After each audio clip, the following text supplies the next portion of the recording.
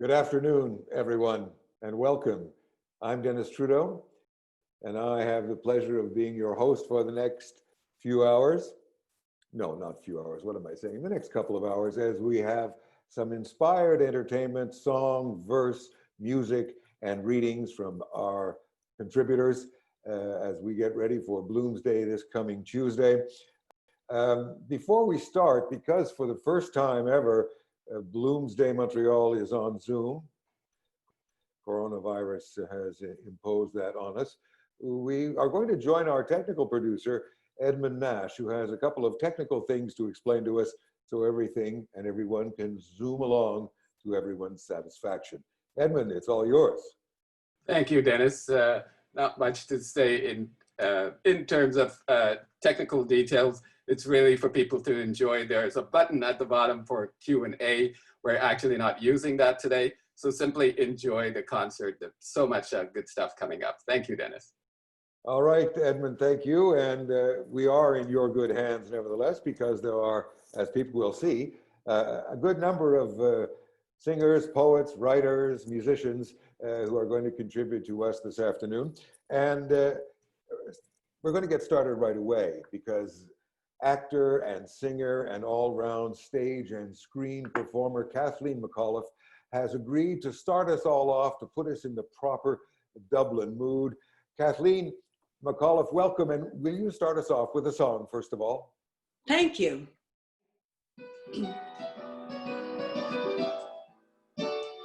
I've been north and I've been south and I've been east and west. I've been just a rolling stone.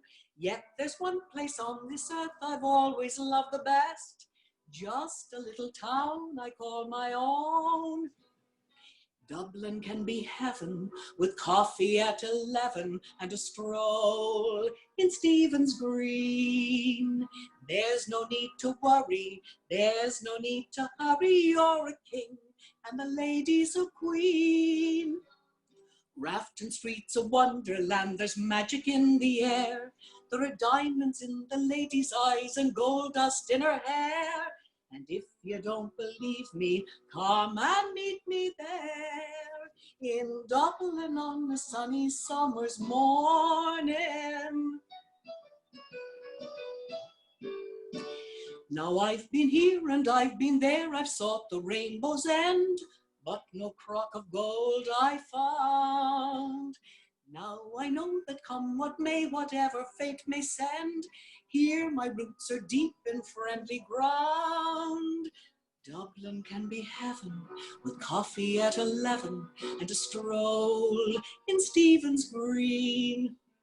There's no need to worry, there's no need to hurry. You're a king and the lady's a queen. Grafton Street's a wonderland, there's magic in the air. There are diamonds in the lady's eyes and gold dust in her hair. And if you don't believe me, come and meet me there in Dublin on a sunny summer's morning. And if you don't believe me, come and meet me there in Dublin on a sunny summer's morning.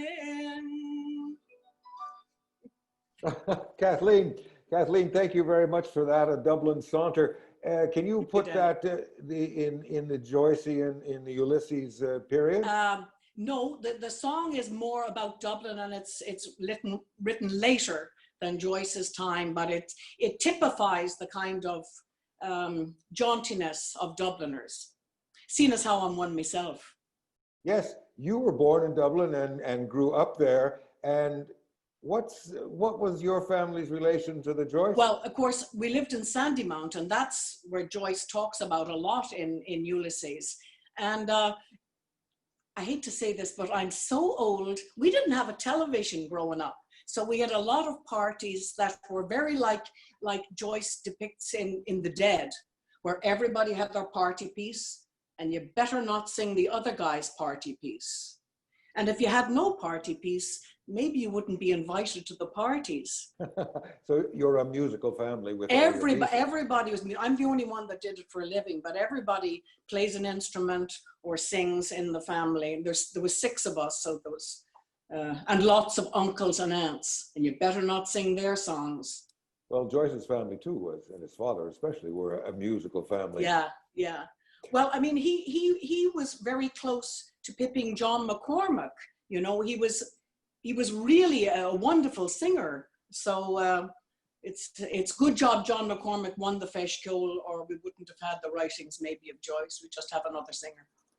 You have a poem coming up for us now by Percy French. And when I was a very young teenager, our family got into Percy French's sort of cabaret songs as sung by Brendan O'Dowda on LPs, and we would spend afternoons and evenings listening to them and trying to sing them. Of course, I can't Percy sing. French was an inspector of drains starting off life.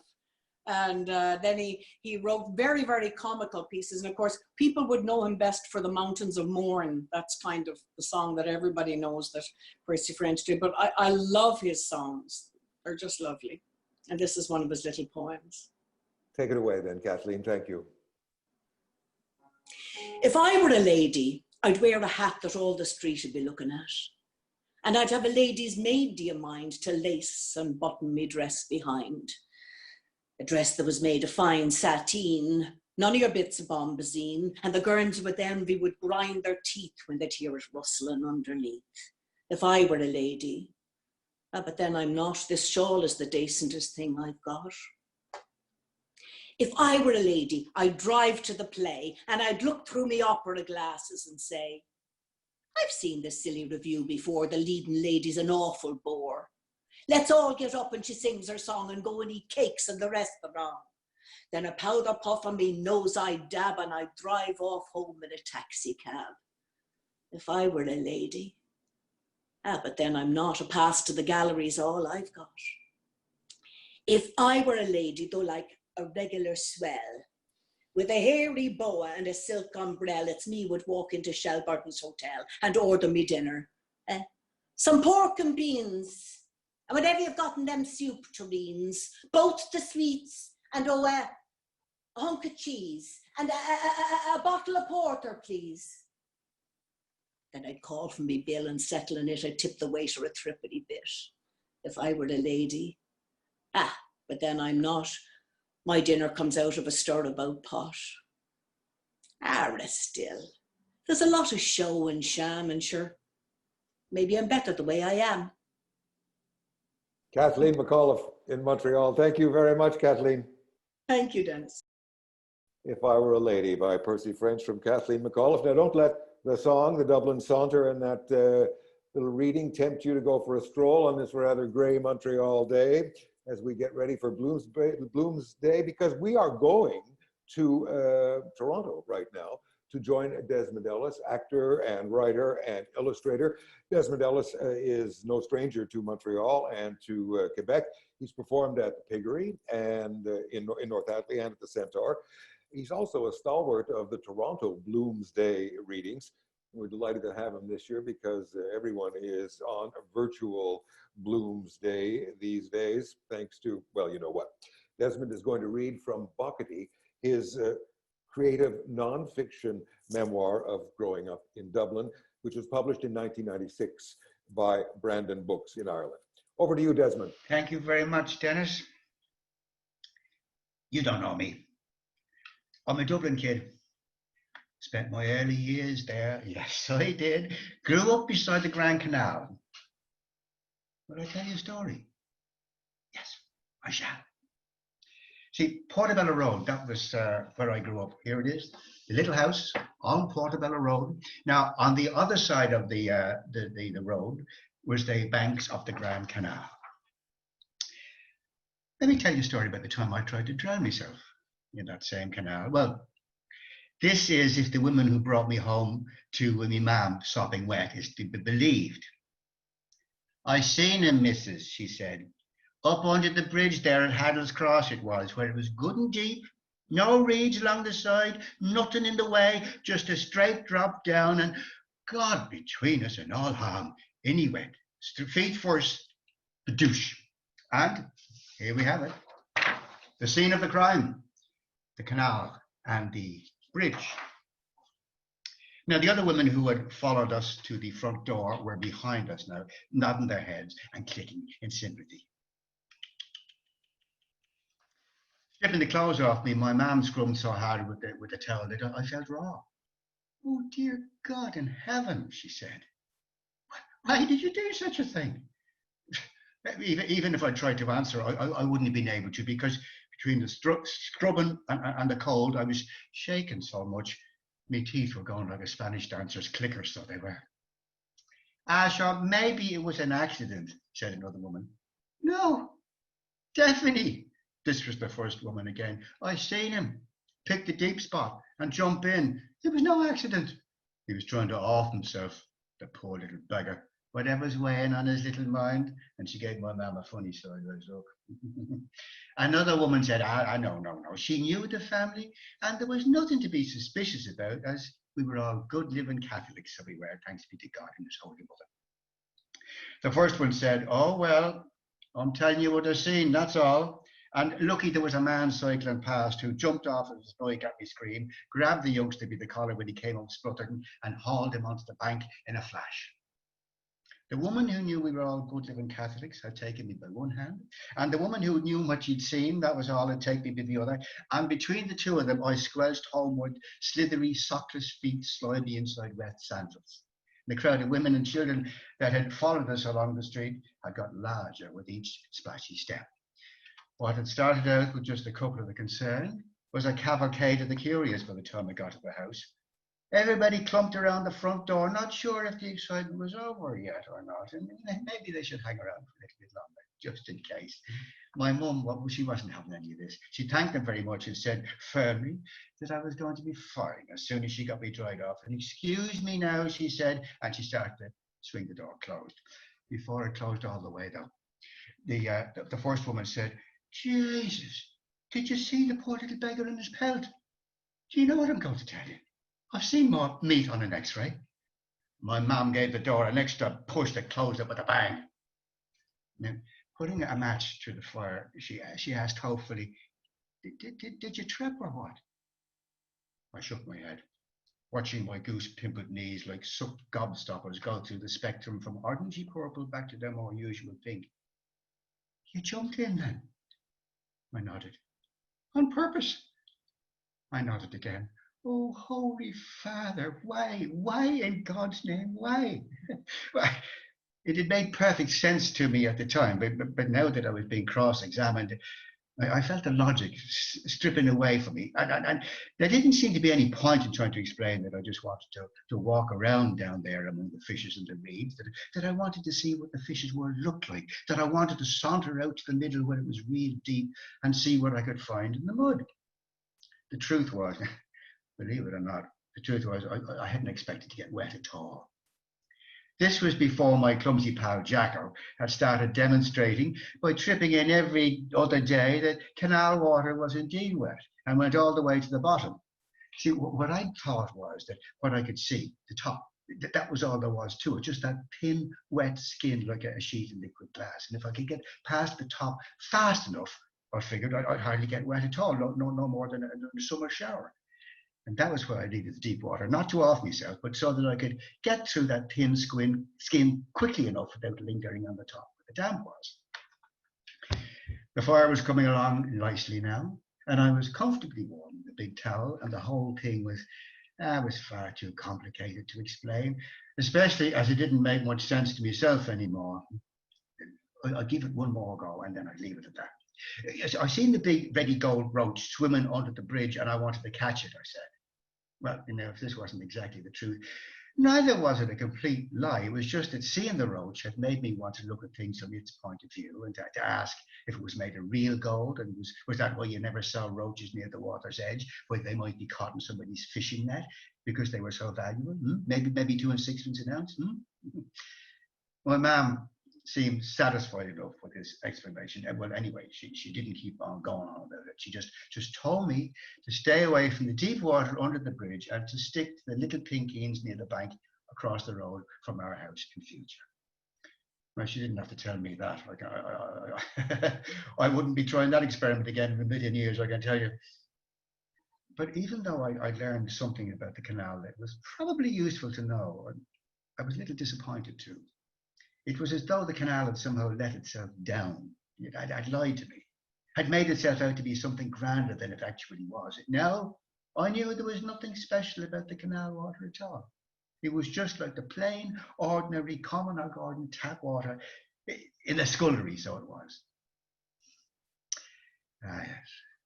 Those were the days when cars were few and bikes were many, when Nancy Ball sweets were 10 a penny, when roads were safe to cycle along. Those were rare old times, the times long gone. Ring-a-ring-a-rosy, as the light declines, I remember Dublin city in the rare old times. And that's it. Thank you very much. And I'm going to hand you back to Mr. Dennis Trudeau. Thank you. Mr. Desmond Ellis, thank you very much. Reading in Toronto from Bockety, his nonfiction creative memoir published in 1996 by, who was it again? Brandon Books in Ireland. Thank you again, Desmond, a pleasure.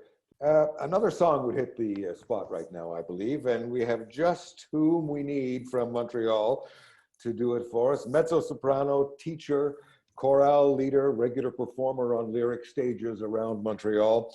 And when the coronavirus struck and locked us all up, she was busy in rehearsals for her abridged production, or production of an abridged Carmen by Bizet.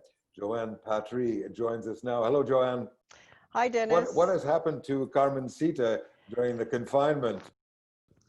Well, it's put on hold indefinitely. I mean, you know, I guess like everybody, we don't know what's going to happen. But yeah, I mean, it was almost there. I'd worked on it for over a year. I had a great cast, and I was looking forward to it. But it's got to be put on hold for now. You haven't been rehearsing with it on Zoom by any chance? Zoom Carmencita, no? We have, no, it's too complicated as Geraldina, and we all found out to have the pianist. I think the pianist would have to be in the room with some of us, and it was just too complicated. We had you know, there's at least 15, 16 people involved. So yeah, we're just gonna postpone till they have a vaccine or whatever safety measures in place, you know. Yes, we're all crossing our fingers for that, indeed. What have you chosen to sing for us today? Well, today I'm going to sing Comin Thru the Rye, which is the words by Robert Burns. And this is a piece that Bloom is humming to himself when he comes across his ex-lover, Mrs. Breen. And so he's coming from a funeral, and he's meeting all kinds of people, and he's looking forward to, you know, perhaps hooking up with people, hooking up with his mistress via, even though it's via letter.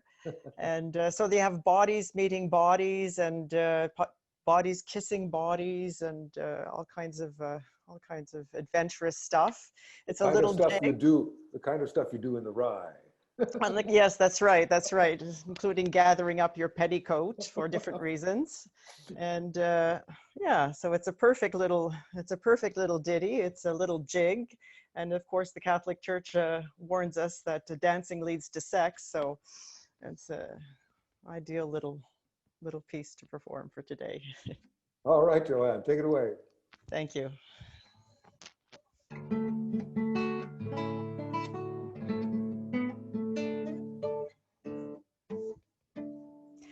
Gin a body, meet a body, coming through the rye. Gin a body, greet a body, need a body cry. Ilka lassie has her laddie, name they say hi. Yet all the lads they smile at me when coming through the rye.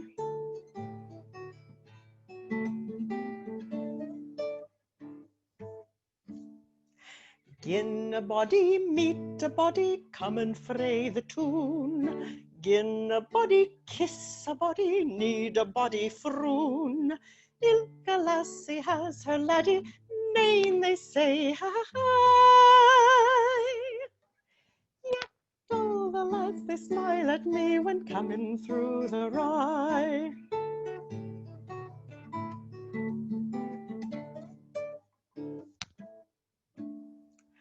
Among the train there is a swain I dearly love myself, but what's his name or where's his hame I didn't care to tell. Ilka lassie has her laddie, name they say, hi. Yet all the lads they smile at me when coming through the rye. La la la la la la la la la la la la la la la.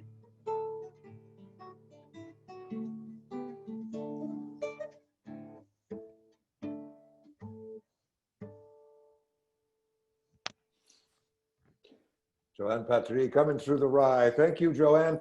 Before I let you go, though, I'm intrigued by that drawing behind you on the wall. Can you tell us about it? Oh, yes, the drawing behind me on the wall. Well, that also is another body, isn't it? Yes. And this was a gift from a friend of mine. It's a drawing, the type of drawing that you keep your pencil on the paper and you can't lift it. And anyway, so that's the type of drawing it is. And it's by artist, a good friend of mine, Craig Morris, who's also, of course, featured in this Montreal's Bloomsday 2020 for his caricatures of Joyce and his contemporaries. So that another tie in there. So All right, if people want to see more, they can come to our Bloomsday Montreal website to see more of his drawings. And Joanne, we're going to see more of you too in Yes, that's right. a few minutes here on That's this right. Bloomsday Saturday, impending Bloomsday Saturday afternoon special. Thank you, Joanne. Yes. Thank you very much. From song to spoken word, we're going to hear a reading now from T.F. Rigelhof's memoir, A Blue Boy in a Black Dress. Now, of course, you know, in the time of Joyce in Dublin, there were a lot of men in black dresses wandering around the streets in Dublin because, of course, priests all wore long soutanes in those days. It wasn't that long ago they wore them in Montreal, as a matter of fact, either. Rigelhof wrote this book in 1986, published by 1996, published by Oberon Press, shortlisted for the Governor General's Award and the Q-Spell Award, which was the predecessor of the Quebec Writers Award. And to read it for us, to read this excerpt from A Blue Boy in a Black Dress, we have with us Brian Dooley. Hello, Brian. Hello, Dennis. How are you? Fine, thank you. Brian is a producer, stage manager, and actor, and he's a director as well. And we're going to have a little chat about what you're about to read for us, Brian, but why don't you give us some of Rigelhof's A Blue Boy in a Black Dress? When I was a young child growing up in Regina in the 50s, my religion was Catholicism, and Catholicism was simply there. It was not the only religion. A Baptist minister lived next door. My best friend was an Anglican. The neighbors across the street were Lutherans. There were 2 Jewish boys my own age I sometimes played games with, and a Christian Science lady who often paid me to run errands. But Catholicism encompassed me as natural a force as water, air, earth, and fire. It was tactile, sonorous, elemental, and by turns comforting or threatening. My father pasted a scroll to our front door proclaiming, "The family that prays together stays together." It was a badge announcing our faith to postmen, milkmen, breadmen, and Fuller brush salesmen. Our immediate neighbors needed no telling. Every Friday they could smell fish frying. Every Sunday morning they could see all of us turning out in our best clothes for Mass and Communion at Holy Rosary Cathedral. Few neighbors rose early enough to see my father and me making that same journey to the cathedral on weekday mornings. I remember it best in a Saskatchewan autumn. The alarm at 5:45, out of bed, onto cold, creaking floors to the bathroom to brush teeth with Pepsodent toothpaste. taking care not to swallow water and inadvertently break my fast. Dressed, protected against the pre-sunrise chill in my windbreaker, I let myself out the front door and breathe in the wonderful smell of fallen, rotting leaves and wait for my father to finish shaving. He joins me, Morocco-bound Daily Missal in one hand, and we walk together, his other hand in mine, scrunching leaves underfoot through a tunnel of autumn-bared trees and deep blue sky pierced with pinpricks of starlight. That tunnel of silent communion between us winds through 4 blocks of city streets and up the rectory driveway, narrowing to double body width at the side entrance of the cathedral. And inside the door, we separate. I'm to serve Mass. I remove my shoes at the sacristy entrance, get the lights and scurry across red carpet in stocking feet. I find a pair of blue leather altar slippers in my size and a half-button cassock. I step inside. I slip a starched surplice that smells of ironing over my head and flatten my hair with water on my comb. I fill 1 glass cruet with water from the sink and another with sacramental wine using a glass chemist's funnel. The cruets are arranged on a small tray with a starched linen towel and carried to the table beside the altar. The sanctuary is dimly lit by a large candle that burns perpetually in a red glass casing. There's a second light, a reading lamp that casts a halo of golden light over the head of the priest reading his breviary in the altar stalls. This morning is Father Walt. I hold myself in readiness for inspection. When he's finished his prayers, he looks me over. After a tug or two at the neck of the surplice, I get the nod to go light the candles. The lighter is a wooden-handled long metal tube that holds a taper that can't be allowed to drip wax on the altar cloths. It means quick, smooth gestures, easy when there are 2 candles to light, notoriously difficult when there are the 6 larger ones for a high mass that require the use of a step stool to reach. Father Walt is the only one who likes singing this early in the morning, but today, to my relief, his mass is a 2-candle affair. Even so, as he faces the robing table, he warbles a few scales before arranging the amice on his shoulders and looping its long ribbons across his chest, behind his back and around his waist before tying their ends in a precisely centered perfect bow. Then the alb, bunched together, kissed over his head, smoothed down over the heavier cloth of his soutane, the braided rope of cinctures looped around his waist, tied in its own special knot. The stole is crossed over the chest, fitted in place with loops of cincture. The maniple is pinned to the sleeve. Finally, the chasuble. Father Walt is robed and wondrous to behold. When he was named chief priest of the cathedral, out went the old vestments, in came new ones, the most splendid ones in the history of Catholicism in my hometown. They're silk, satin, brocade, velvet, color-coded to the seasons and feasts and special celebrations of the liturgical year. Father Walt places a biretta on his head, puts 1 hand beneath the draperies of his chalice, turns, nods at me. I take my place in front of him and lead our small procession to the rear of the altar. I yank hard on the purple velvet bell rope. Father Walt likes a loud warning sounded. The organist switches from a bit of Bach to a hymn tune.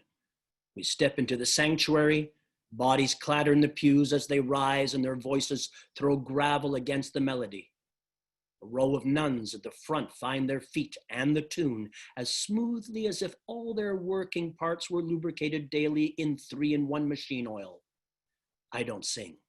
I use the processional as a breathing space, a time in which I can remind myself of all the actions I must do. Today I'm doing double duty. The second altar boy overslept. My Latin is already on my tongue. In troibo ad altare Dei, Father Walt says. Ad Deum qui litificac ium ventitum meum, I respond. It means to God who gives joy to my youth. I said those words hundreds, thousands of times. Saying it did not make it come true. And there you go.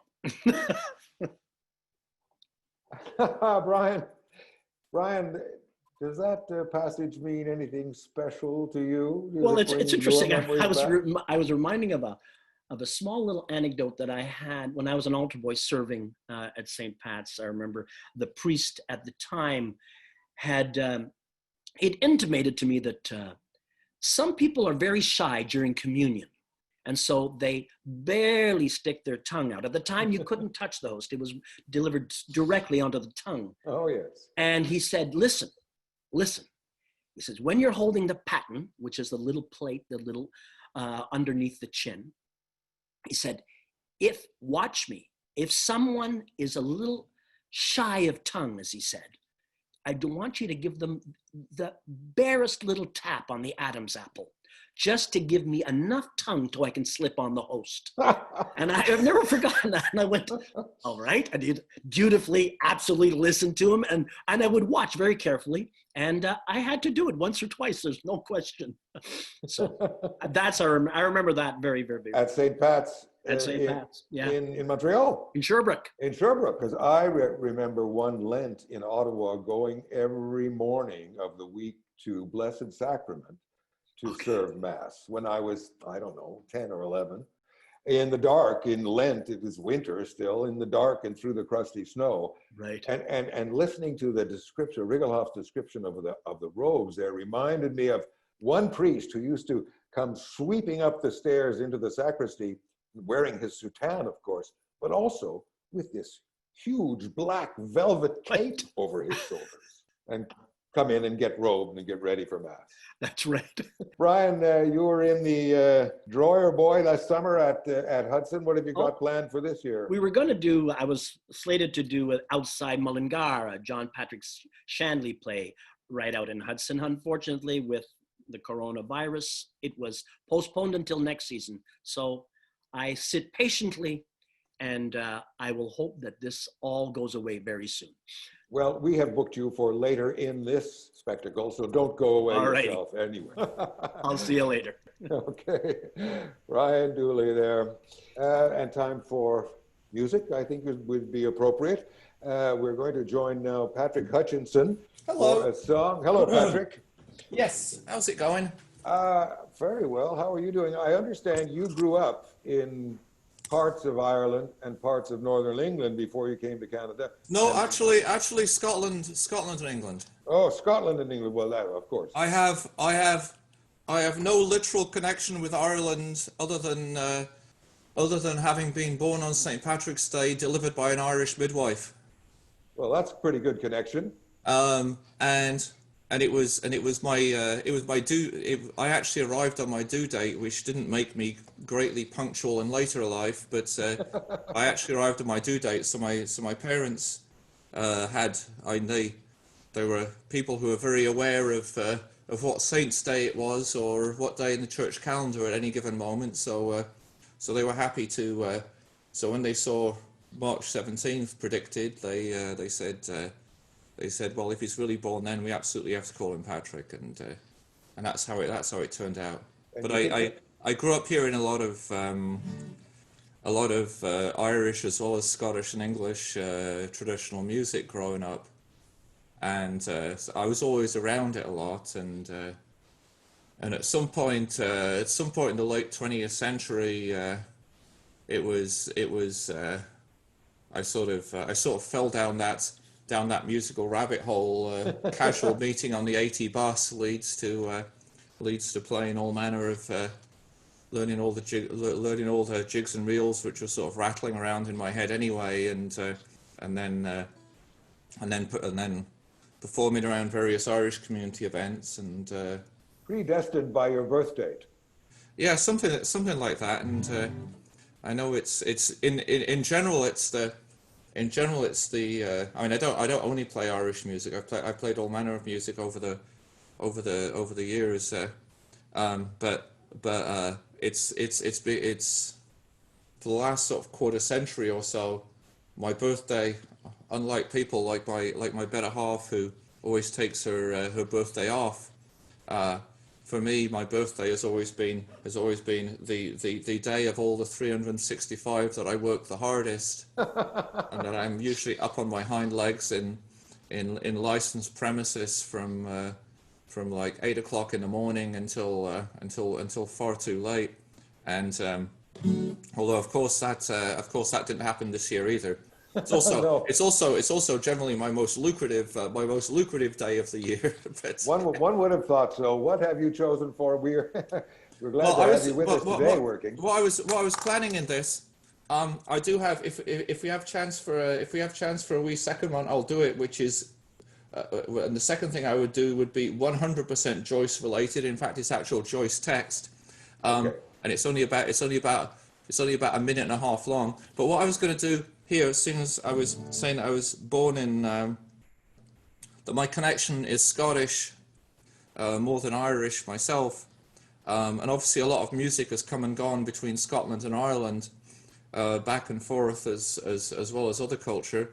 And a lot of it has also made it to the New World and to Quebec, and there are tons of tunes that get played wherever people play fiddle tunes and so on. So I'm going to do this song that is it's well known in Ireland as a song with lyrics as a song called "The Little Beggar Man," and it sort of falls in the category of the kind of songs that you can. That if you don't have instruments around to play dance music, you can just pretty much like lilt or diddle it. I mean, it's basically words put to a fiddle tune, and the usual Irish words are "the little beggar man," and when people play just the tune, they tend to call it the red-haired boy, or Gilly Rue, and it gets played a lot in the States. It's one of those. Like the St. Anne's Reel, it's one of the universal tunes. But I'm going to do it with the lyrics I grew up hearing, which were the Scottish ones, which is the Roving Journeyman. And these lyrics also made it into, they made bits of these lyrics made it into a couple of American folk songs. So these traditions travel all over. So.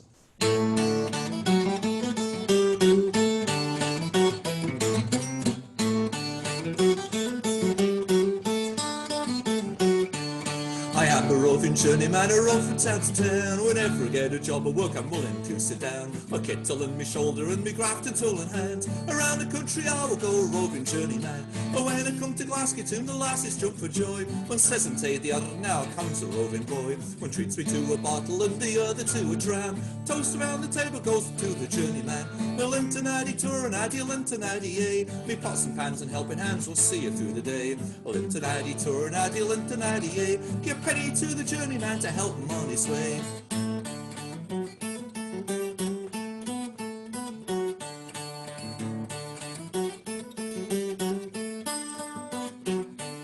I hadn't been in Glasgow town a week or barely 3 when the provost daughter went and fell in love with me. She asked me for to dine with her and took me by the hand. She proudly told her mother that she loved the journeyman. Ach, away you go, you silly maid, I'll hear you speak no more. How can you love the journeyman you've never seen before? Well, the sweet to do and treat to love him all I can. Around the country I will go to see my journeyman. With Lintonaddy tour and addy Lintonaddy, eh? Me pots and pans and helping hands will see you through the day. I'll Lintonaddy tour and addy Lintonaddy, eh? Give penny to the journeyman to help him on his way.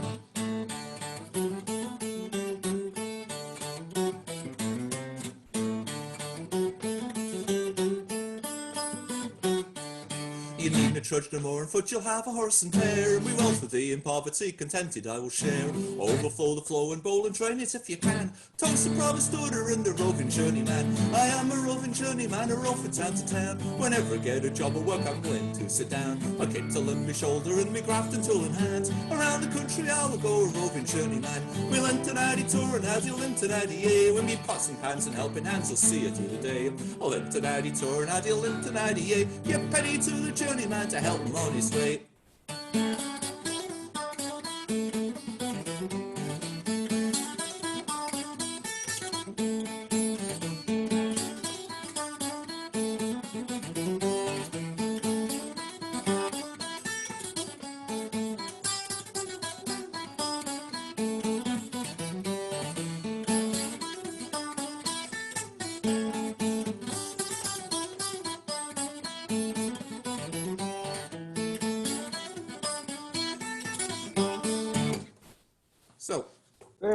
there you have it. Oh, right.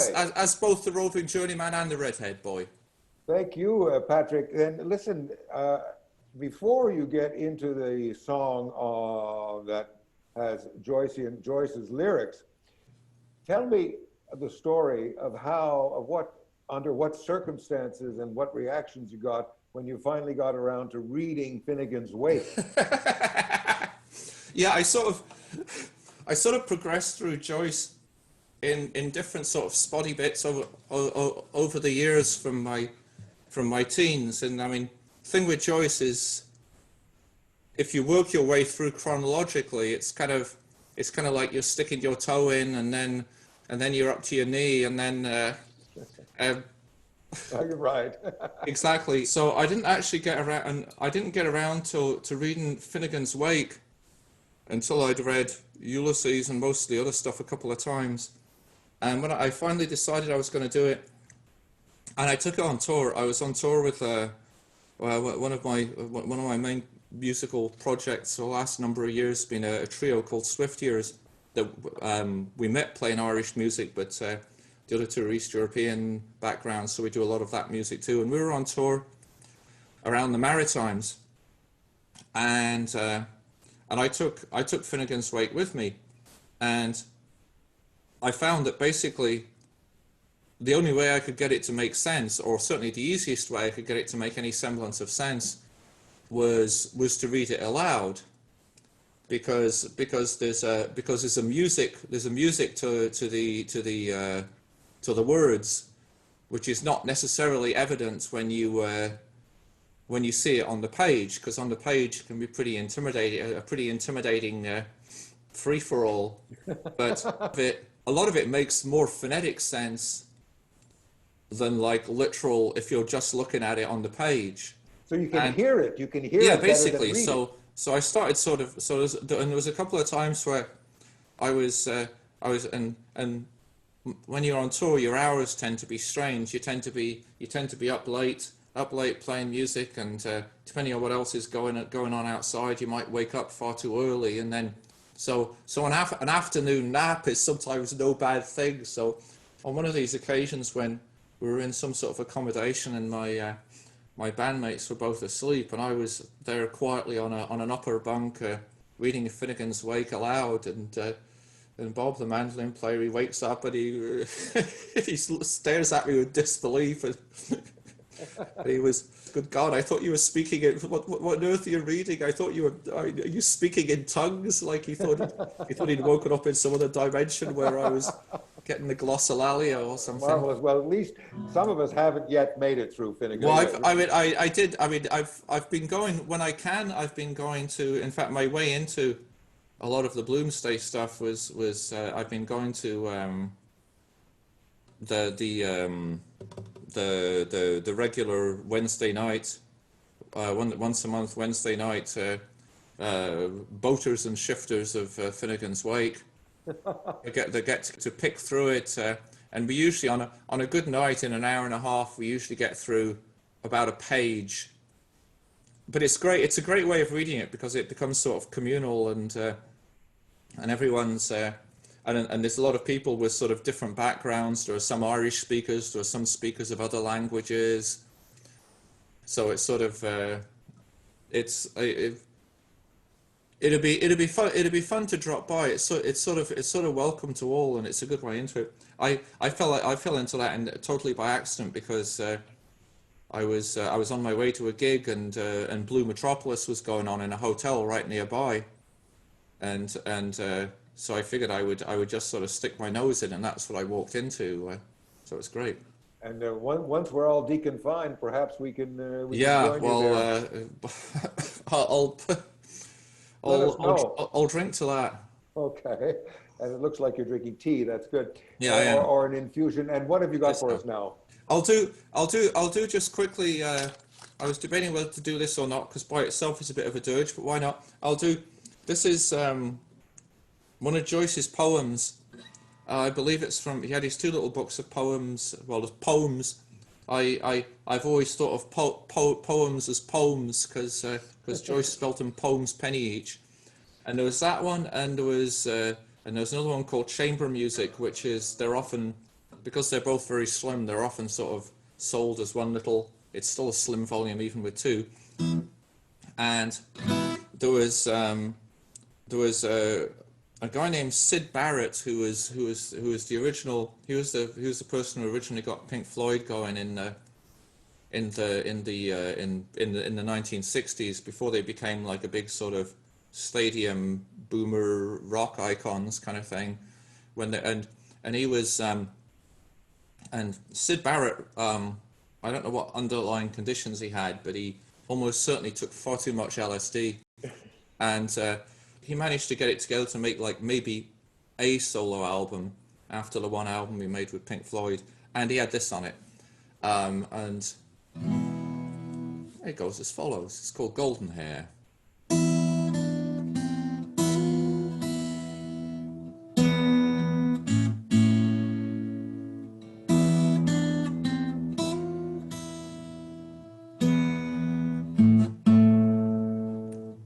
Lean out your window, golden hair. I hear you singing in the midnight air. My book is closed now, I read no more, watching the fire dance on the floor.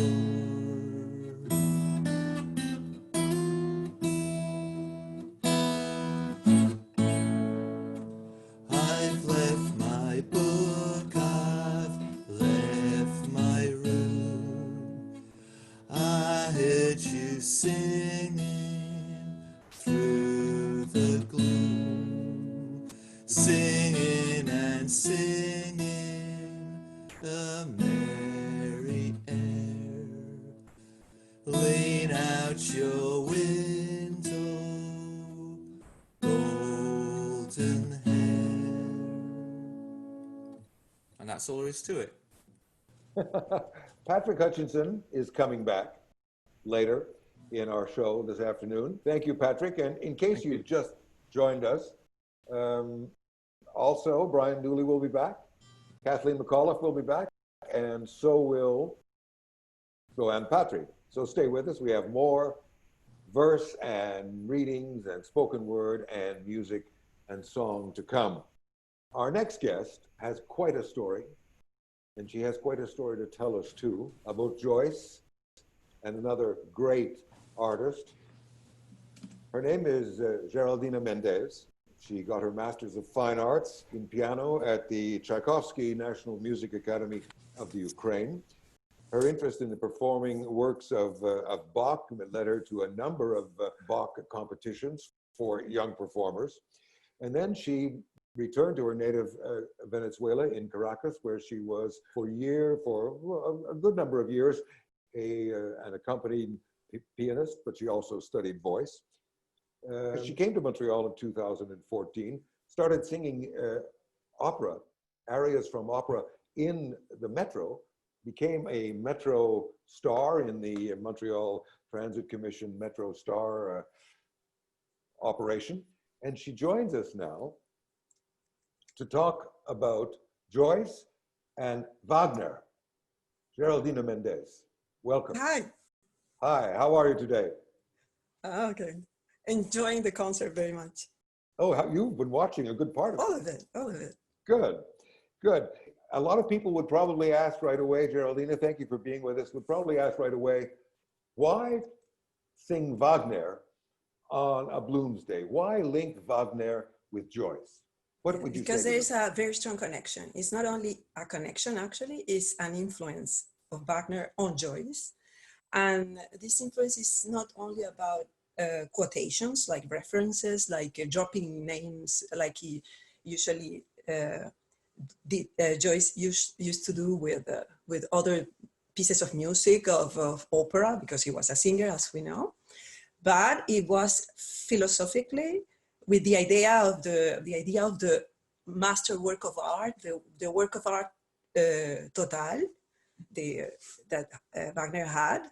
Joyce was interested in that, the use of leitmotif, that is structural, like he took structural elements that Wagner already used for his writing, and the connection between the endless melody of Wagner and the interior monologue of Joyce. So it's not just name dropping. It's really a huge influence. And actually, I read in this study that you should. It's like the thing to read about Wagner and Joyce of Timothy Peter Martin, the study of influence of Wagner on Joyce. He said that only Shakespeare occupied more space in Joyce's shelves than Wagner. It was like he had Shakespeare, and after that he had like 15 books about Wagner. Like not only the books, all the books that were written, like for example Bernard Shaw, the Perfect Wagnerite and everything, but also the vocal scores of all his operas. And how about you, Geraldina Mendez? How did you discover and come upon and be struck by this Wagner-Joyce connection? But at the beginning, it was just the references. I noticed immediately when I read the Ulysses for the first time that Joyce was like Wagner, as we recognize each other. I was like, oh, he's a Wagner, because we know that there's a lot of musical references of classical music and opera on the Ulysses, but of Wagner, it was more than any other composer, and not only from one opera, but at least 4 or 5. Like I was like, oh, this guy knows Wagner. He's a Wagnerite. That was the beginning. So I noticed that. I was like, okay, but he does that with Shakespeare. He does that with other composers. I was like, okay, that doesn't surprise me. Everybody knows Wagner, and Wagner influenced everybody. But then when I attacked the Finnegan's Wake and started reading it, I just, no, I mean, I knew that you don't read it. I read in Nabokov's essay of literature that, or at least like the first time, you just have to pass your eyes through the whole thing. But even that was hard. So I was like, I cannot read this thing. I was mad at Joyce at that point. I was like, I loved him so much. Why he does this? I cannot read this thing. So I started like reading little essays and things. I bought this book that helped me a lot that is called Joyce's Kaleidoscope of Philip Roth. And I think that was there where I read that you have to treat this thing as music, as Patrick just said. I was like, okay, if we have to try this like music. And they said, you have to read it out loud, but of course you have to read it with an Irish accent. So I was like, okay, I cannot do that, but I can hear other people doing it. And then I went to YouTube and found Johanne McKenna's recordings of the Annalivia Plurabelle and Joyce's recording. And then I understood. I was like, okay, this is music. It is more than music, but it was like my first approach. It was the way that I found to get through it. So at that point, I understood that I had to use all my professional skills of musical analysis to get through the book. So I just did like what you do when you analyze like a huge symphony or an opera, and just like look what repeats itself, what is that, and then I understood like in the middle of that sea of words. And the first thing that came to my mind at that point, and this I didn't read anywhere because I didn't know that there was such a huge connection. The thing was that I immediately thought of Parsifal, of Wagner's Parsifal. I was like, I felt like because I have Wagner, of course, Wagner I know for a very long time, like longer than Joyce. I felt this has something to do with Parsifal. So I became a little bit obsessed, and I Googled, because you know that Parsifal couldn't be represented outside Bayreuth until a certain time. It was forbidden. And then I just wanted to know if Joyce watched the opera before he wrote the Finnegan's Wake. And actually I found out that it was that way. He watched it in 1914 when he was in Trieste. It was the first representation in Trieste. And I was thrilled to find out that he went to the premiere and he went 3 or 4 times after. Oh. And it was like, I'm onto something here. He was onto something. You certainly are onto something too. Arguably, Wagner and Joyce are 2 of the most written about and studied and referenced artists of the last 150 years. What is it for you about that captivates you about their artistic approach, the commonalities that you see? Of course, like in respect to me personally, these are these kind of artists that they're unique.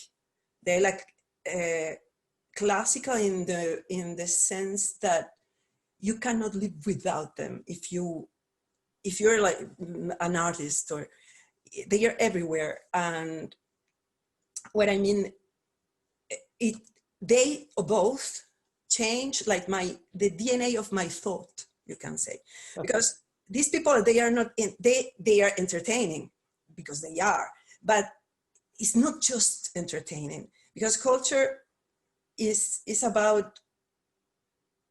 byproduct of what these things, these operas that we watch and these books that we read, how it changes us and makes us a different person. So you have to let it kill you, as Bukowski said.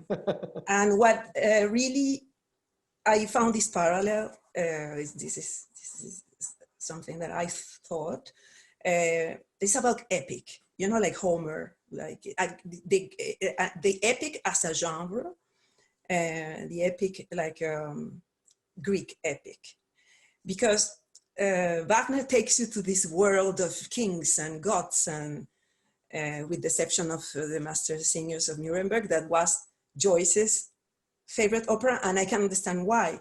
You go, and of course in Wagner everything is grandiose, you go to the Valhalla, you go to these places, special places, but then there you find out that these gods and these kings, they are just like us, they make mistakes, they are adulterers. And this is the epic of the gods or kings or whoever behaving like us. And then Joyce, already Wagner took that step of glorifying simple people. In the only opera that Wagner did that was in the Master Singer of Nuremberg. I suppose, this is a speculation, that's why Wagner loved it so much, because it glorified people like the shoemaker.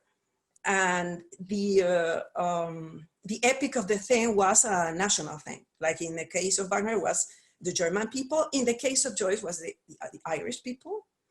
And then what Joyce did is he turned everyday life into an epic. So all these stupid things that we think all the time when we're walking downtown, though he made of that an endless melody. That's what I understood. It's like he made us epic. He made our simple lives, even just going to the toilet, something epic. Well, so it was like the next. In a way, your career so far has been a bit epic as well, from Kiev back to Caracas and now to Montreal, the metro, and now to your singing career as it is now in Montreal. So tell me, what Wagner selection have you made to sing for us today, and why? Why choose this piece you chose? Okay, I know that everybody knows that, because it's been mentioned a lot, that Wagner's Joyce's favorite piece of Wagner was the quintet of Master Singer, and he sang it himself once. But there's another fragment of a Wagner opera from Tristan and Isolde that is the Brangäne's Watch Song.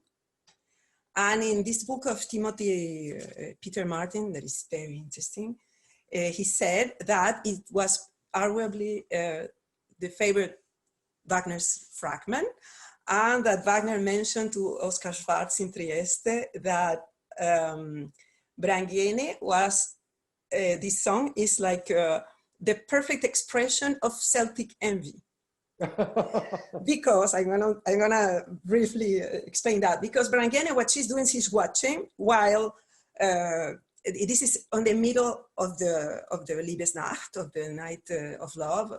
between Tristan and Isolde, that they're making love and they're being adulterous. So Brangäne is watching for King Mark not to come, or his men, for them not to discover Tristan and Isolde. That's the sense that it has on the opera. But Joyce, like always, like he is, like we know him, he said like, okay, she's interrupting because she interrupts like the love duet. She interrupts it twice. So it's like, okay, she was just jealous. She was like, okay, because what she says is just be careful. It's already like the night is gonna end. They're gonna come, just be careful. But Joyce interpreted it this way, like she's jealous. She's just interrupting. Celtic envy. You will sing it for us now, Geraldina. Yeah, I'm gonna put a Stokowski instrumental of this. I'm gonna put myself over here. Okay.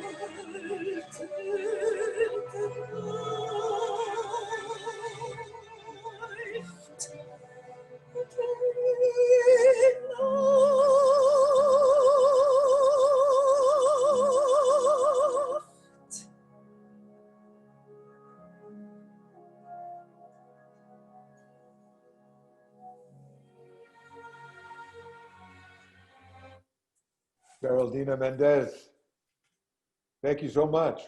Thank you.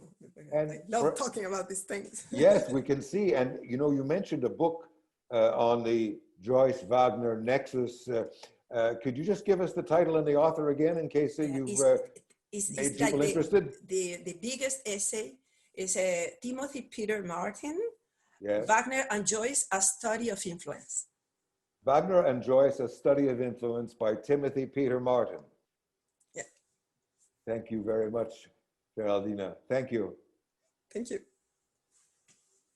And we're going to leave the realm of music and for a moment, for the realm of poetry. Our next guest, Larissa Andrusician, is the author of two collections of poetry, one entitled Proof, the other entitled Mammoth.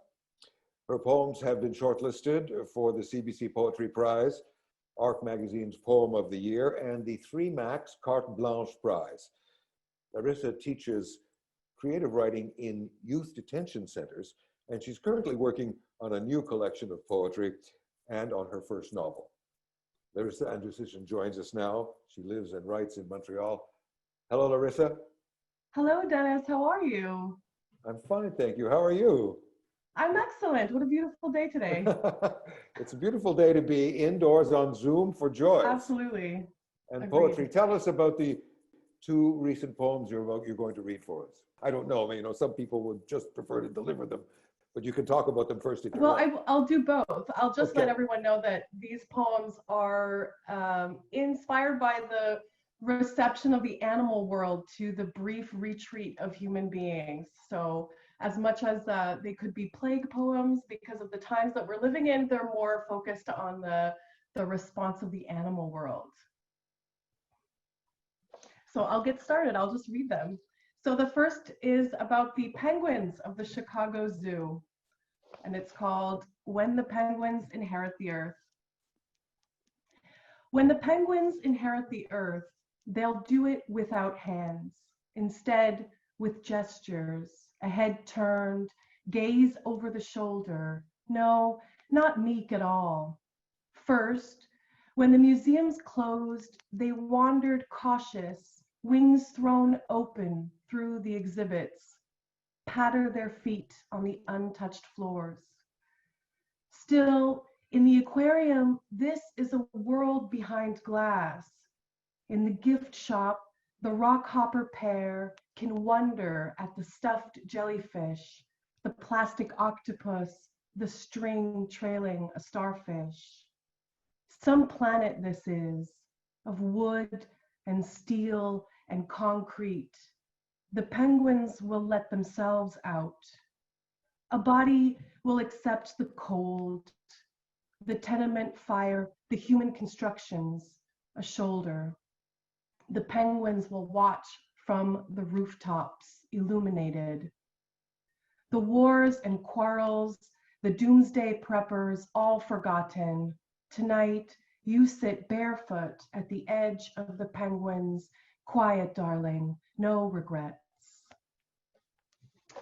And my second poem is about the wild horses of Kashmir. The wild horses of Kashmir are visiting my dreams. I've been dreaming about the horses of Kashmir, in full sprint, braying at the abandoned streets, a charcoal and rust-colored colony of wayward girls. They came to take back their mountain mouths, take the city in motion. The Zanaskari photographed, grazing in front of a stadium in Srinagar, like Sunday strollers in the park. I can't shake them. They whinny over storms at my window. Think of the muscle and sinew of something wild, while I curl into the divot of my couch and open a paperback, where I doodle an apocalypse over and over. I learned to love eggplant, while my neighbor takes up bootlegging in the recycling bin. Spray the kitchen with vinegar and peppermint oil to deter the ants that have marched in. This scorched earth has left mountain goats in the walkways, elk in the front yard, and jackals in the parks of Tel Aviv. In Montreal, wild turkeys roost on the spiral staircases of Saint Laurent Boulevard. We retreat, and they come to pasture in the roundabouts, the empty canals and crosswalks. We serve grief and lethargy to a city where the pigeons don't even sing. We slink beneath a carapace, find solitude as deep as the bottom of the sea. I'd rather be a horse. Roaming ghost towns between long, busy rivers. They come to these empty streets to tell me of every quiet thing I could live through, that I am feral. In my heart of hearts, I'll be free again, to run the trails and sprint to catch the subway, to lay with the peacocks in the grass, The horses tell me of the untamed filly of my nature, that we share both the concrete and the canyon, the overgrown gardens, the studio apartment, and also the wide, unswept fields in bloom. Thank you. Larissa Andrushishin, thank you for those two poems about the resurging wild. As a poet, is it easier to be confined? I think as a poet, we've developed the skills of being confined. Our coping mechanisms are on healthy display in these times of reflection and alone time. But I won't say that I don't miss wandering around a busy pub and chatting with strangers. But has it allowed you to make great progress on your next collection and on your novel? I think my expectation was that it would, because I would have all this free time, but I'm strangely just as busy as I was before. I don't know how. Even though you can't go out much? Yeah. Have you been teaching your students by Zoom? I have. So it's been an amazing pivot that the nonprofits that I work with have done, which is also really great for the young people we work with because their academics have been suspended. So it's actually been like this intensive creative writing course that we've been able to go through with them. And the achievements are unbelievable. Their poetry and their stories are just splendid. I'm so privileged to be working with them. I love it. Sharing writing as a coping mechanism and a tool to express themselves. It's been wonderful. Because their confinement is confining, I guess. It's more confining, yeah. It's forced confinement, so yeah, it's tougher for them. Just a reminder, in case you have just joined us, we're on this impending Bloomsday Saturday afternoon concert. Larissa Andrushishin is a poet and she teaches young people in young youth detention centers. That's right. Did I get that right? Yeah, you did, and you said my name correctly. So it's a clunky Ukrainian name. You did amazing. That comes from 50 years of broadcasting. Well, it shows. Thank you, Larissa. Thank you so much. Enjoy. Okay. Oh, thank you for being with us. And I'm about to join a former broadcasting colleague, a former colleague who was also a broadcaster, who was not a direct colleague, but a competitive colleague. Her name is Anne Lewis. Anne Lewis was born in Belfast, something I didn't know. I only learned this week. She grew up during the Troubles in Ireland. Eventually, she studied surrealism in Paris. She became a broadcaster for, a few years on CTV as a writer and journalist. And she joins us now as a writer and published author, and she's going to read for us. Hi, Anne Lewis. Hi, Dennis. I have such warm feelings of that friendly competition that we had going on between our newsrooms over all those years. I never thought you people were my competition.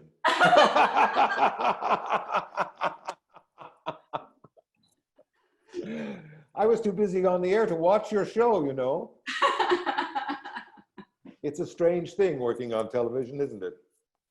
It's true, yes. You kind of communicate virtually even way back then. And now everyone can do it, which is strange. And everyone does do it. Everything has changed. Oh, yes. Yeah. I'm a coach now, and until recently, it was impossible to convince people to go online for their sessions. And now it's just normal. Thank you for being here online. You have a Joyce connection to tell us about. Before we get you to read, you have a Joyce connection to tell us about. I do. So my mother was born in Dublin, and my grandfather immigrated from Northern Europe in the 1910s, roughly. And I like to imagine that he and James Joyce shared a dish of herring or some such thing, maybe down by the port. My grandfather and my mother lived in the Portobello area, and the home of Leopold Bloom was actually behind my mother's home, and my grandfather used to walk past it every day on his way to and from work. So I find that they're, you know, family. As close as that. 2 years ago, you read about your Irish roots at the Montreal celebration of Joyce's birthday. What are you going to read for us today? I have a prose poem called Answer Me This. Shall I go ahead?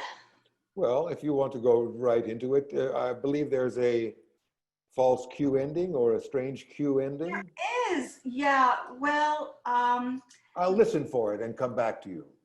it ends mid-sentence, put it that way. Answer me this. Well, and so, I have said it all. Is it not enough? All the sharp words blunted, were they not enough? The idle engine chuckling, was it not sufficient? And the frozen badlands kicking me in the tucked chin, were they not allowed to shut me up? No. Go get your head examined, she said, in the flowering embers. Fireside chatty she was, head inclined, hair all furry, hat askew she was, piece of amber she was. I'll ask you the same, I said, and why should I fill up her space for her? Tell me that. Before all this, I was never that way. It pressured up. Funny enough, that's what I expected. The comeuppance of it, that I got. Those were the days of honey and aspirin and any kind of beetle juice. Are they all gone now? Answer me that. Is it to lament at our watching and cowering? Is it to be still at our aloning and shushing? Is it to be spiking fevers at our vigilance and philosophizing? Answer me. Used to be, I could write with a whole clatter behind me, but now, tear open a flimsy bag in the same room and I will shoot you a look. I'm trying to make sense, I will say. On the flat wasteland, the car has broken down. Sitting on a red tartan blanket, my dad will look at me like I'm daft. My mom will raise her thermos cup lid to me on its little handle, and good luck to you, she'll say. Slices of turf are stacked by the road, molten wet like phosphorus. A metal so soft you can slice it with a dinner knife. And the careful wind tickling at my nose will be pointing to where the sense is hiding.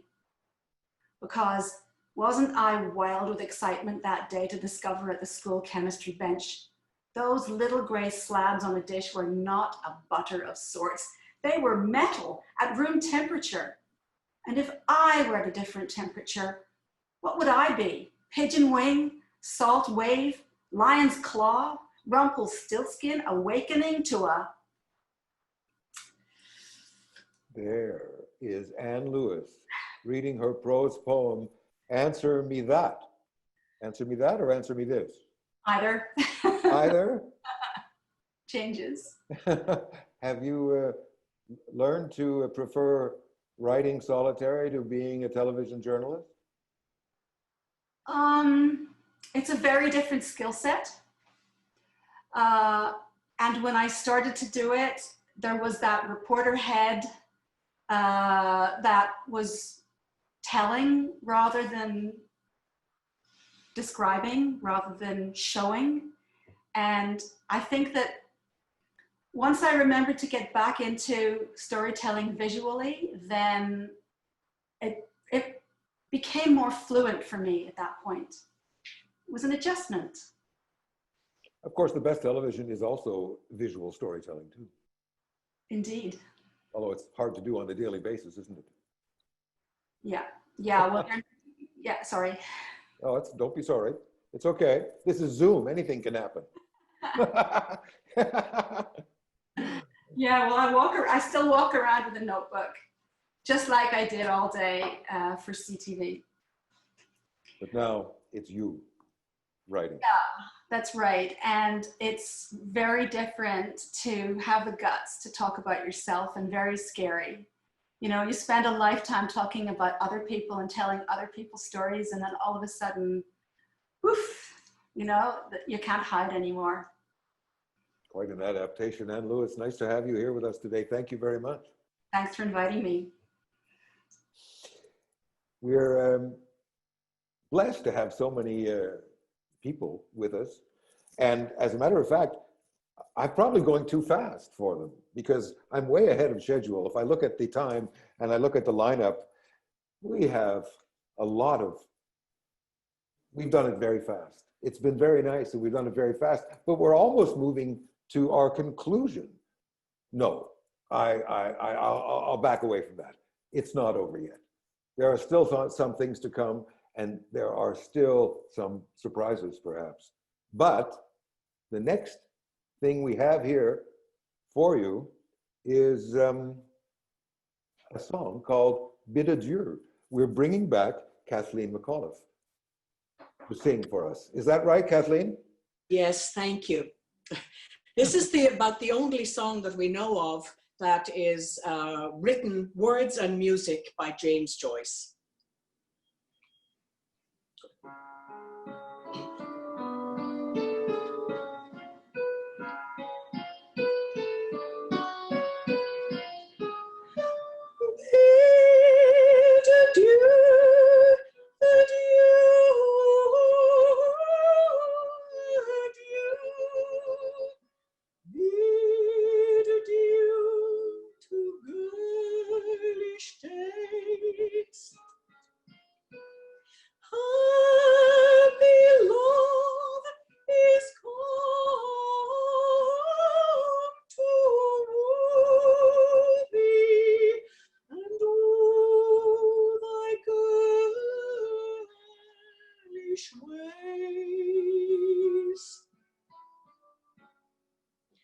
The zone that doth become the fair, the snood upon the yellow hair.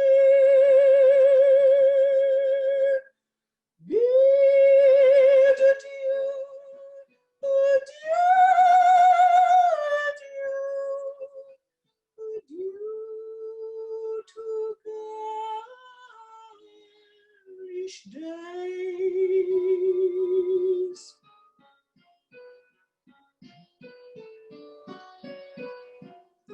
When thou hast heard his name upon the bugles of the cherubim, begin thou softly to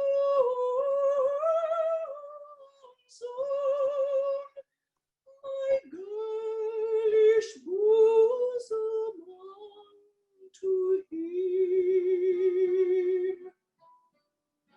and softly to undo the snood that is the sign of maidenhood. Bid adieu, adieu, adieu,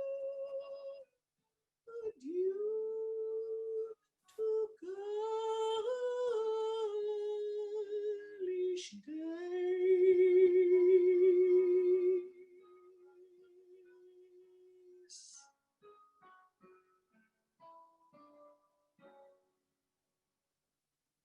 Kathleen McAuliffe, Bid Adieu. Do we know when Joyce wrote that music and lyrics? No, and in fact, as an Irish person, I never heard the song until a couple of years ago here in Montreal. I don't know even that anybody knows it at home. It's quite the piece for better voices than mine, but I did my own version. Well, I hope I don't feel I put you on the spot with a question you couldn't answer, but that's interesting. I looked up the lyrics. I looked up the lyrics because the music means nothing to me. I looked up the lyrics and there's a lovely word in there called snood, S-N-O-O-D. Yeah. Well, we knew a snood as something that went around the hair, but they consider it kind of like a girdle. Oh.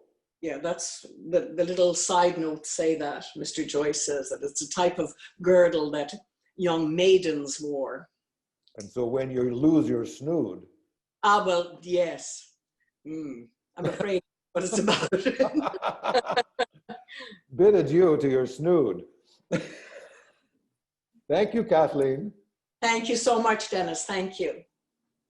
As I said, we are approaching the end of our lineup and the end of our list of wonderful performers and guests. We are going back now to Brian Dooley and to Johanne Patry, one after the other. Brian Dooley is going to read for us. Brian? How are you, Dennis? Here we go. Here we go again. What are you reading? I am reading from the same book, from A Blue Boy in a Black Dress, from the beginning of the 10th chapter, entitled The New Jerusalem, again, All right. from the Rigelhof. Ever since Pastor Randy Clark arrived from Missouri to hold his first prayer meeting at the Airport Vineyard, a storefront church in a strip mall in the industrial belt near Pearson International, a spirit revival has gripped Toronto. Apologists for the laughing, weeping, jerking, leaping, collapsing Lion of Judah roaring, soul-searching, rocking and rolling, slain in the spirit participants tell us that all of this joyful noise is divinely ordained confirmation of a prophecy that Toronto is to become the new Jerusalem, a place of miracles and wonders, from which spiritual blessings will spread like wildfire to the four corners of the earth before the second coming of Christ. They call it the Toronto blessing. When I was growing up in Saskatchewan, some of the people in my neighborhood believed they were living in God's promised land. I don't mean Tommy Douglas and the CCF, who clearly understood that the New Jerusalem had to be built by blood, sweat, and tearing down capitalism. I mean the people of the latter rain movement. This was a religious phenomenon that erupted among a small group of Christians in North Battleford in 1948, spread throughout the province, and had large repercussions elsewhere. I really didn't want to see firsthand what hold this offspring of the latter rain had on my old acquaintance from the seminary. So I opted instead to give the rest of Toronto a closer once-over and see for myself if I could find any other signs of Jerusalem the Golden within it. But Canada's capital of multinational capitals seemed to have taken several giant steps closer to becoming a three-tiered purgatory than a 12-gated city. Downtown, the glittering towers seemed to be sucking more juice out of the city. Uptown, the part of the inner city west of the university belonging to the technically well-qualified, had another kind of golden glow, the aroma of the bistro coffee that keeps employed but not particularly empowered professionals busily clicking at their keyboards. The rest of the city looked even more consumption-consumed than ever. Contemplating stressed and bitter faces of subway riders and eavesdropping on conversations, I sensed escalating unrest, increasing repression, a heavier police presence, more racism, less community activism, a greater tightness in the throat about immigration. Toronto seemed more Chicago in the making than Jerusalem on the Humber. And there you go. Thank you. Hogtown as That's right. New Jerusalem. Well, there have been a number of places that have aspired to that, haven't there? True, very true. Thank you, but I like the reference to Tommy Douglas. There you go. And the CCF. They were doing God's work, right? Absolutely. Still going on. Okay, Brian Dooley. And speaking of God's work, let's go to the Holy City. Hi, the Holy Hi. City.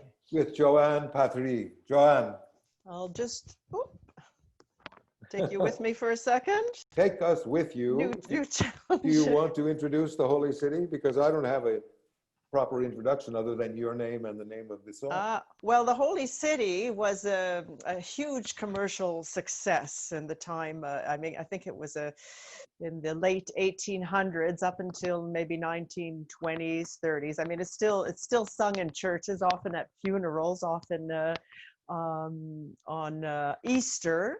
It's the triumph. Well, I mean, it's the cities, the Holy City, Jerusalem, comes down. God's promise to humanity, And but it's very melodramatic. It's very schmaltzy. And at one point, Bloom imagines that he's, I think the mayor or the judge. And this song is playing in the background because he's, well, our thoughts are like that. We're loftier in our own minds than we are in real life. And luckily for that. And so I don't know if you can see it, but I thought it warranted a costume change. Yes, we can. My bling bling on. I thought it matched the song very well. Commercial and schmaltzy. What else I can add to that? Oh, that's a lovely introduction. Thank you. It's a great sing. Everybody loves to sing this. It's another lifter-upper. Lift us up, Johanne. Just now, I think I'll have to take you again to put the few little things we sometimes have to work out here. It's a work in progress. We do the best we can, but there's a little challenge that I didn't anticipate, but here we go. Oh, no, one more time, folks. We need the accompaniment. There we go. No time to waste here.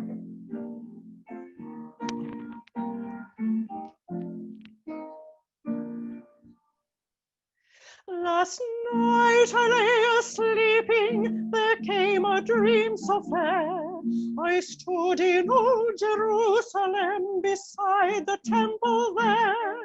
I heard the children singing, and ever as they sang, methought the voice of angels in heaven an answer rang. Methought the voice of angels in heaven an answer rang. Jerusalem, Jerusalem,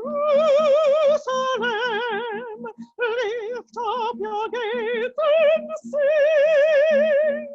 Hosanna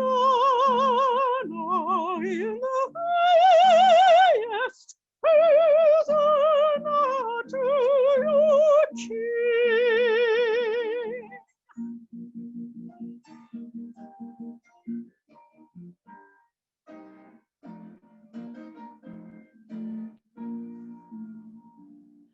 And then methought the dream was changed, the streets no longer rang.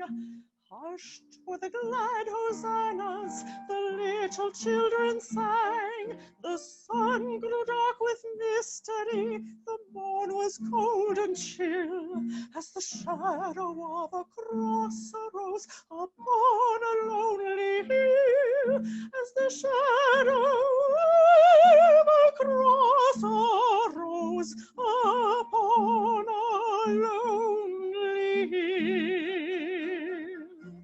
Jerusalem, Jerusalem,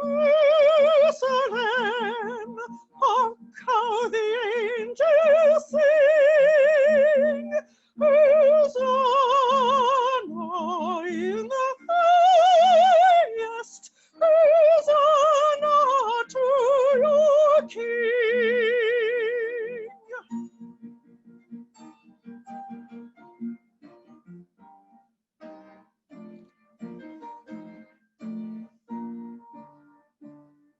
And once again the scene was changed, new earth there seemed to be. I saw the holy city beside the tideless sea. The light of God was on its streets, the gates were open wide, and all who would might enter, and no one was denied. No need of moon or stars by night, or sun to shine by day. It was the new Jerusalem that would not pass away. It was the new Jerusalem that would not pass away. Jerusalem, Jerusalem, for the night is o'er. Hosanna in the highest, Hosanna forevermore. Hosanna in the highest, Hosanna forevermore.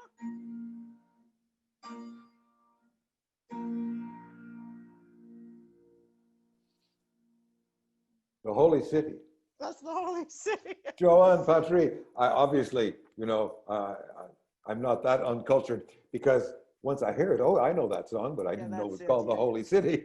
It sounds like the Salvation Army sometimes, doesn't It's it? an old-time religion song, that's right. And Geraldina Mendez, by the way, did the accompaniment, so I thank her for that. Thank you, Johanne Patry, and thank you, My Geraldine. pleasure, Dennis, and everybody. Wonderful to have you here. Wonderful Thank to have you. everyone here Yes. this afternoon for this impending, I call it, it's the Bloomsday concert. Bloomsday is Tuesday. There's lots more to come in Bloomsday Montreal, so check our website. I'm just about to, you know, give the final thank yous, and we'll go to our final number and list all the credits. Dennis, excuse me, we're having a bit of a technical problem here. I'm trying Edmund? to, yeah, Edmund? I'm just bear with me a moment. Oh, It something's doesn't going on seem with to Edmund. be working here. It looks like there's something trying to connect, but Really? Something, Not- wait, I thought we had everyone here with us. so did I. I'm not, just Well. bear with me a minute. Bear with me a minute. I'll make this work. Let's see here. Oh. Hello. Just one more. Oh, I hear a Oh, voice. I'm Dennis. I'm so glad I found it. Hello, how are you? Who are you? Who are you? I'm Ireland's own Carmen O'Reilly tonight. And how did you get here? Well, I've been looking for something Irish to do today, and I found you on the web. Now, I understand you're Bloomsday Montreal. Wait, Hello. did you say your name is Carmel who?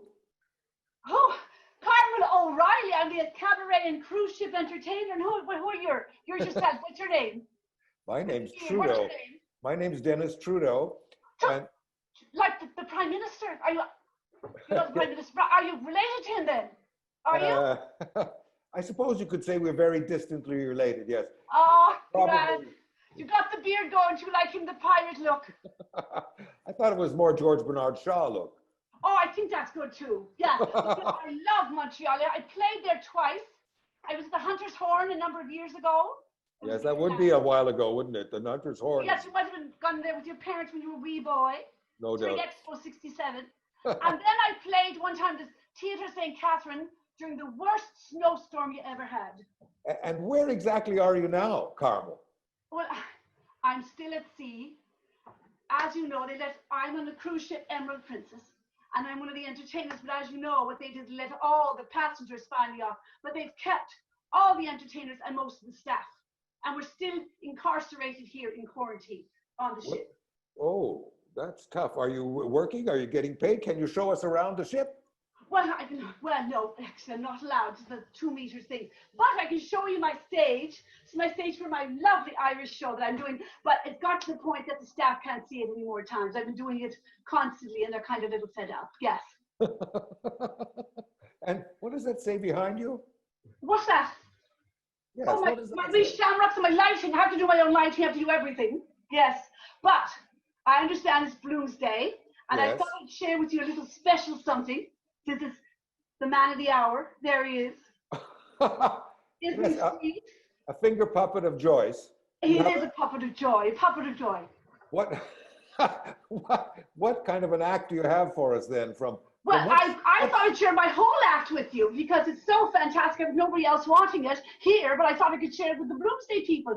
But I thought I'd start, because I'm a raconteur. I thought what I'd start with first. It was a wee story about the man himself, Mr. James Joyce. As you may have known, a number of years ago, Mr. John Huston came to Dublin to cast for his film, The Dead. And I read for the role of Miss Ivors. But The role was snatched from me by cruel, cruel fate. But I thought I'd share with you a little bit of my audition, okay? Hold on now. Ready? You ready there, Dennis? I'm ready. Yes, we're All ready. right, here we go. It's Get all ready yours. for a Take it treat. away. I'm taking you to an audition for the dead, for the role of Miss Ivers. I have a crow to pick with you. What for? Oh, you're the innocent Amy. I've heard that you write for the Daily Express. I would be ashamed to write for a rag such as that. I never took you to be a West Briton.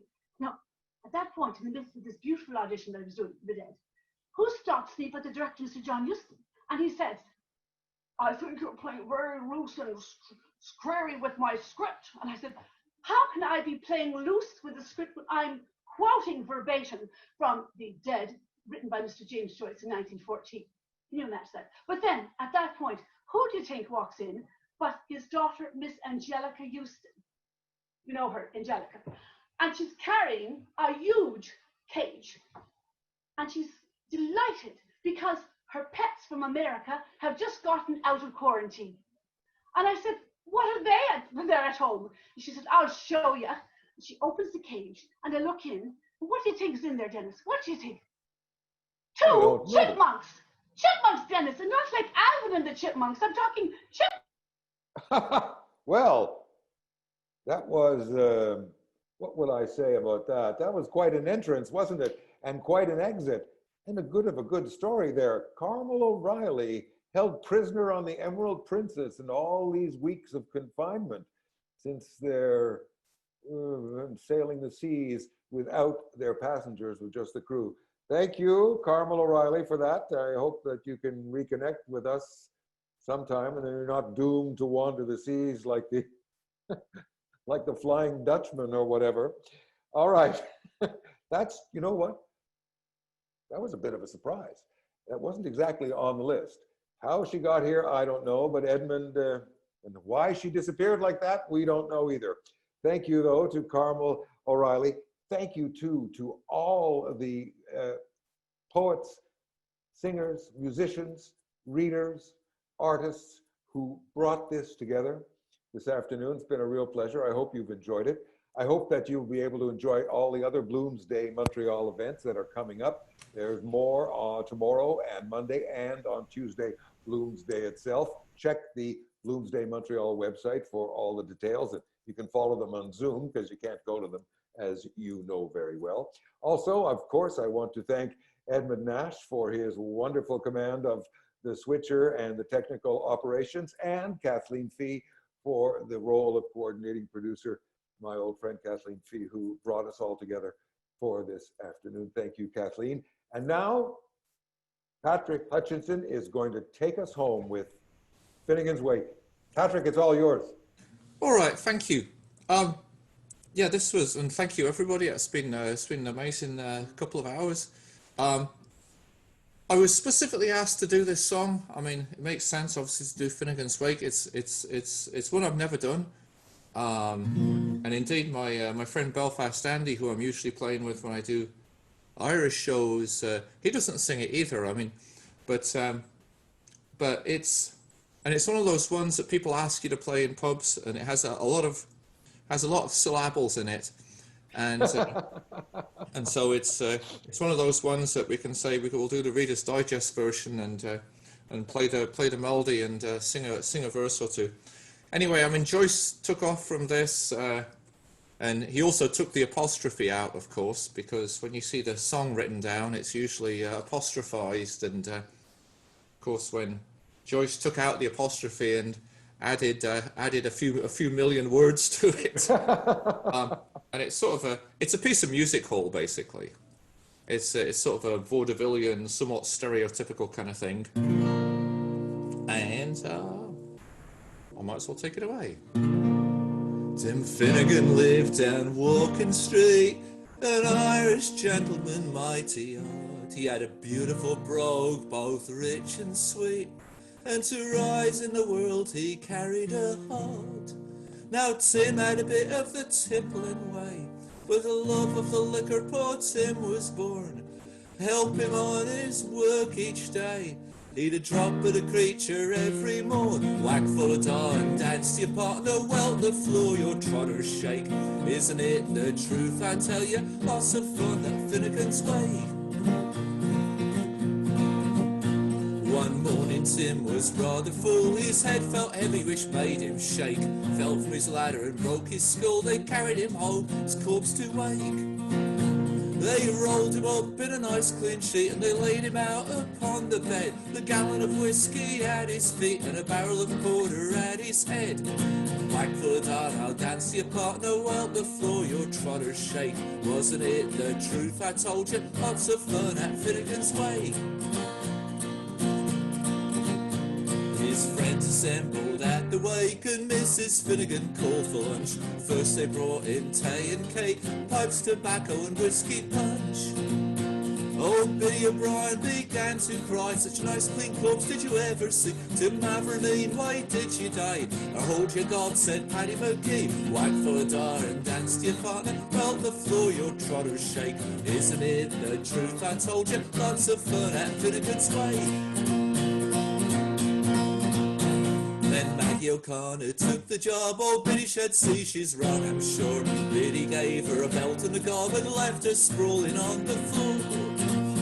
Then Sybil Ward it soon engaged, was woman to woman and man to man. Shillelagh law was all the rage and a round of ruction soon began. Wag full of tar, well dance to your partner, well the floor your trotters shake. Isn't it the truth I told you? Lots of fun at Finnegan's Way. Then Mickey Maloney raised his head when a bucket of whiskey flew at him. It missed and falling on the bed, the liquor scattered over Tim. Tim revives, see how he rises, Timothy rising from the bed. Say, whirl your whiskey around like blazes, thunder in Jesus, do you think I'm dead? Whack full your tar and dance to your partner, belt the floor your trotters shake. Wasn't it the truth I told you? Lots of fun at Finnegan's Way. Whack full your tar and dance to your partners, belt the floor your trotters shake. Wasn't it the truth I told you? Lots of fun at Finnegan's Way. And we've heard Patrick Hutchinson do Finnegan's Wake. Thank you all. Happy Bloomsday.